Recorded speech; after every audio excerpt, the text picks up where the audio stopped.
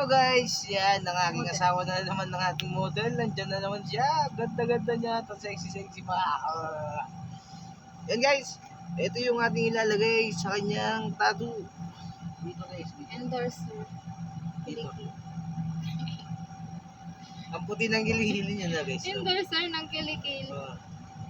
Model kasi yan ng deodorant. Yan. Didhit lang natin to guys. Salamat guys ha. Ang taas na, tumataas na naman yung ating view guys. Ang taas guys, promise. Maraming salamat sa lahat na sumusuporta at sumusubaybay sa aming YouTube channel. Salamat talaga sa inyo. Salamat. Napakarami. Thank you very much. Ito guys, ididikit ko na yung bulaklak. Ito. Para parehas kami. Ay, ang team na kiligil ba? Ah! Yan.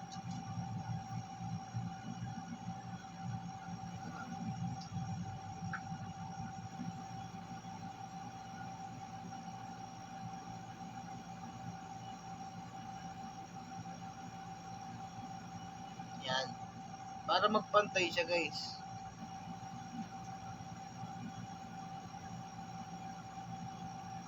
Yung basahan na to, nawawala.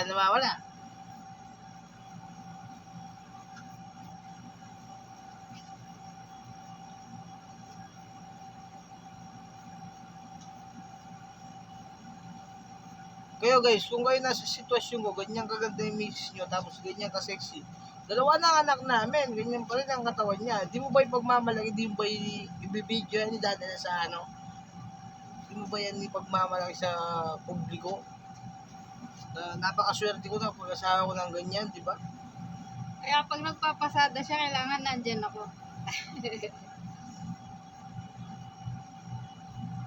Kaya ang daming naasar namin dahil sa, yun nga, nakapag-asawa ka na ng maganda, sexy pa, di ba? Ako nakapag-asawa ng dancer. Oh, dancer. Dancer at saka ano siya, lakan. Lakan. Naglakan to eh.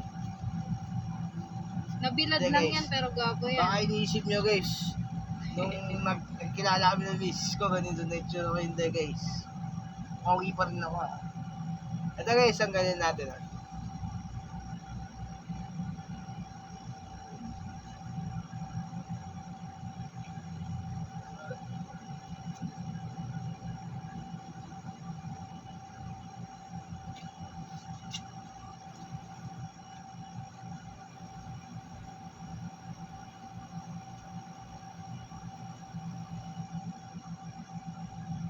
Yan.